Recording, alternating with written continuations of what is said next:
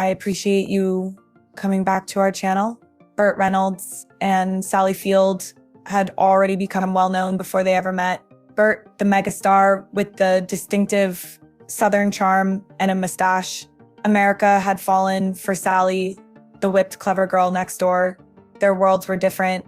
He was audacious and brazen. She was composed and thoughtful. Smokey and the Bandit, however, altered everything in 1977. The box office wasn't the only factor struck. It marked the start of a story that Hollywood still rumors about today. Tension from the first meeting. Their initial meeting wasn't quite planned. For Smokey and the Bandit, the studio did not initially select Sally Field.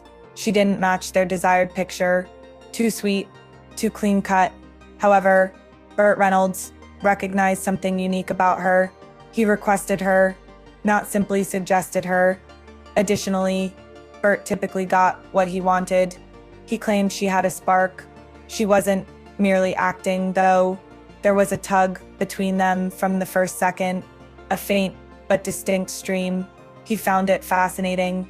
She wanted to know, and it was felt by everyone in their vicinity. When she was around him, she would get aroused and make that. In more ways than one, it's obvious. The tension was so high during the first table raid that it nearly overshadowed the script. Burt kept staring at her, not merely observing or analyzing her. Every time an erection would develop, her body language betrayed her, even though she played it coy. When he approached too closely, her voice would catch. Things that weren't funny would make her laugh. Additionally, she never leaned away when he leaned in. On-set personnel took note. There were whispers. According to one crew member, you might use a knife to cut through the trailer walls and relieve tension. The intervals between scenes grew longer, more intimate, and more intense. When he pulled her away to take notes, they would return with a flushed, preoccupied, and altered appearance. They began to complete each other's sentences, touch more frequently, and smile, as if they were sharing intimate secrets. It was gravity, not just chemistry.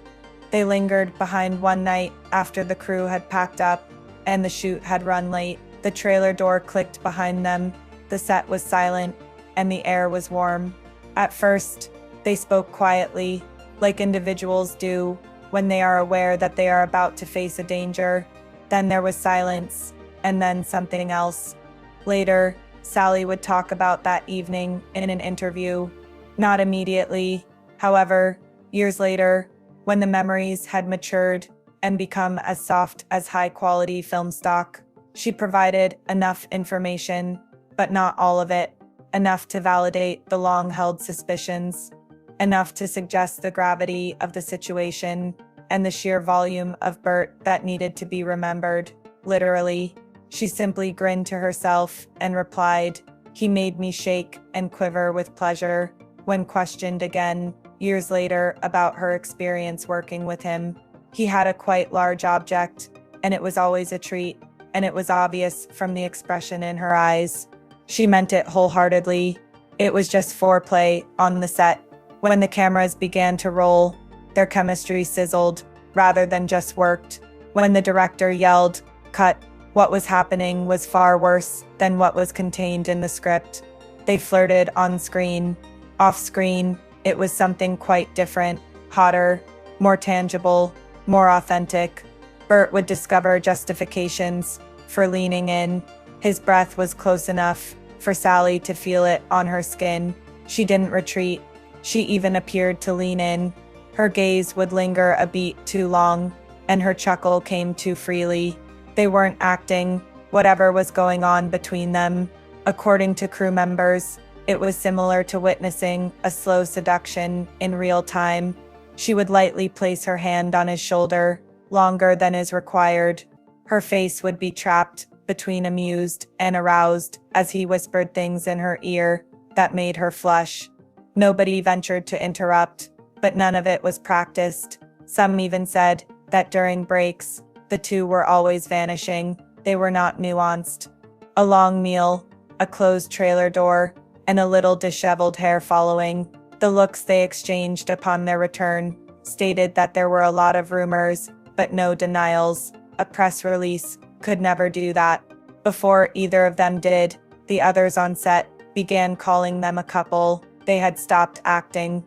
By week 2, it felt like we were filming around their foreplay, one technician remarked. The direction of this was easy to see. When he whispered to her, she giggled. He seemed to know every detail about her. Based on the way he looked at her, everyone could see it. They had gone too far to act as like it was only work. Additionally, the stress simmered until it broke one night, rather than simply building. After a lengthy last shoot, there was stillness. Bert and Sally remained, although the rest of the crew had gone. Behind the trees, his trailer light gleamed dimly. Nobody saw them enter. Nobody had to. Sally arrived to the set the following morning with the same smile from the previous evening, but more profound, contented, and transformed. Years later, she discussed it tactfully, without being sarcastic. She claimed in an interview that one night, I laughed low and a little breathless in every sense of the word when I realized Burt Reynolds was a lot of man. Additionally, the interviewer didn't need to press because her eyes spoke for themselves. Everyone knew why he made her tremble. Sally would talk about Burt Reynolds in a way that made people stop dead in their tracks. Years later, she didn't rave about his performance. She refrained from babbling about his charisma.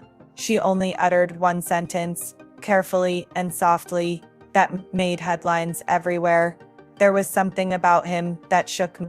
She gave no explanation. She didn't have to.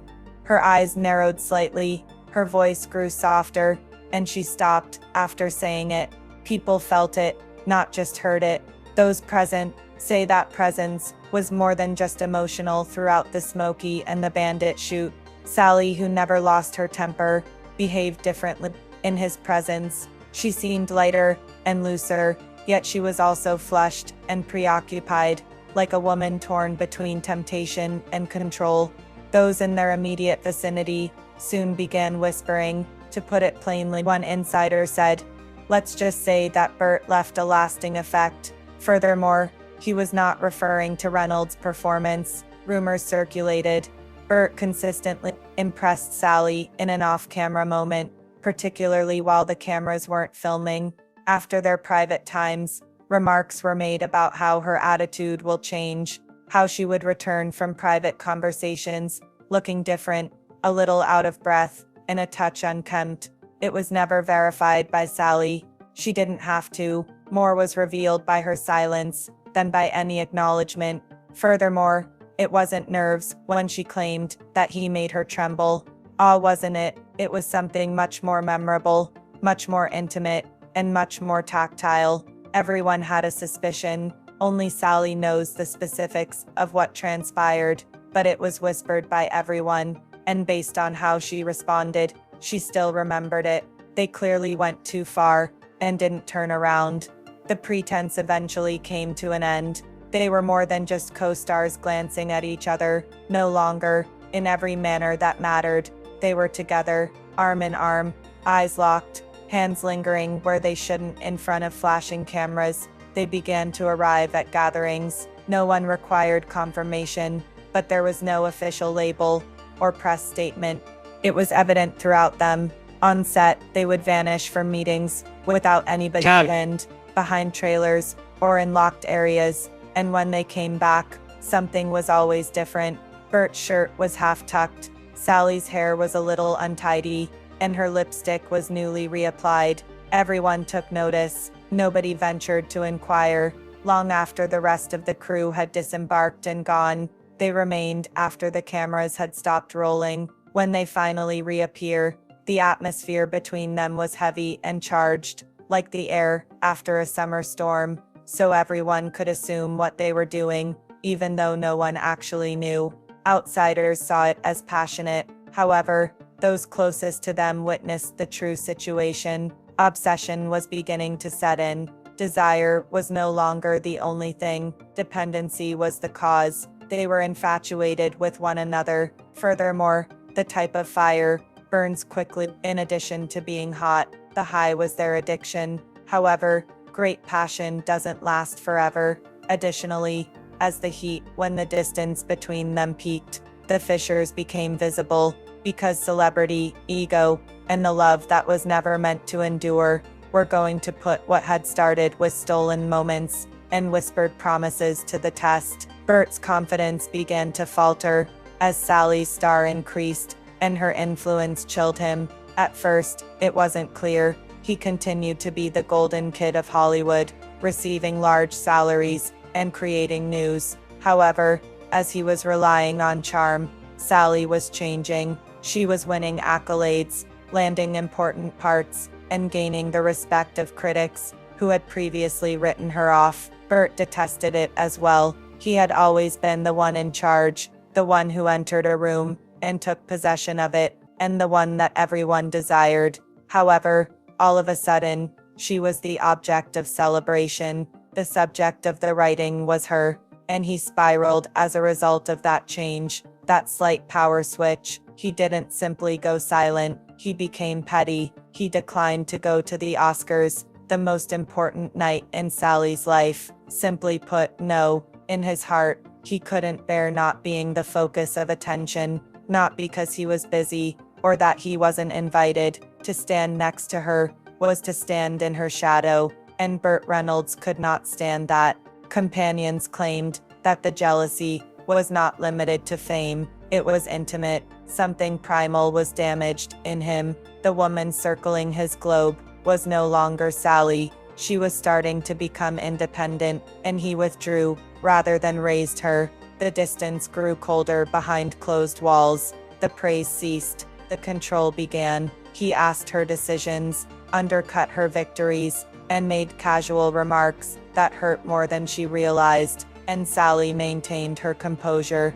In private, however, she was aware that this went beyond insecurity. She previously shook when she was around this man. The knowledge that she was leaving him, not to another man, but to her own strength, shook him. The games, the control, behind closed doors, the audience perceived Burt Reynolds as captivating, naturally endearing, quick-witted, and always the party's lifeblood. However, Sally Field saw a side of him that no one had when they were together, and everything changed. When she finally talked about it, it seemed subtle at first. He would make innocuous remarks that undermined her confidence and question the roles she played. A laugh of dismissal, a raised eyebrow, then followed the more scathing jabs, questioning her talent when it didn't fit his agenda, ridiculing her goals, and condemning her choice. As long as she remained smaller than him,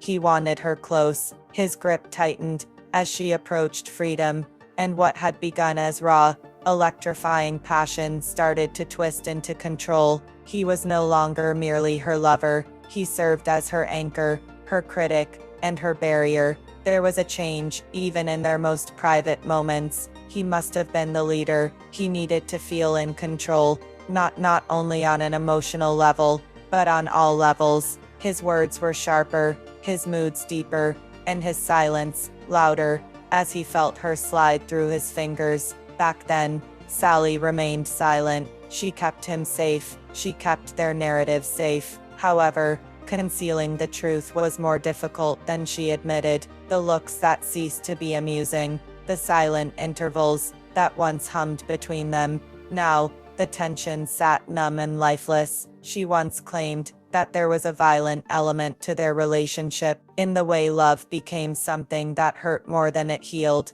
not in bruises but in energy. Love was never all that was involved. It was ownership. Finally, something had to break. That was the night that everything changed. The room exploded when Sally Field took home her Oscar, cameras blazing, tears, applause. It was the type of moment actors dream about, but something was lacking. In the midst of her victory, there was a missing person, the man who used to light her up from the inside out. Burt Reynolds was not present. He remained at home, nothing to say, absence, no excuse. Sally heard all she needed to hear in that silence. That evening, she held the highest honor in the industry, stood on the largest stage of her life, and recognized she was being burdened by the same man who had made her tremble. She had lowered her light so he could shine, bending herself around his fears for too long.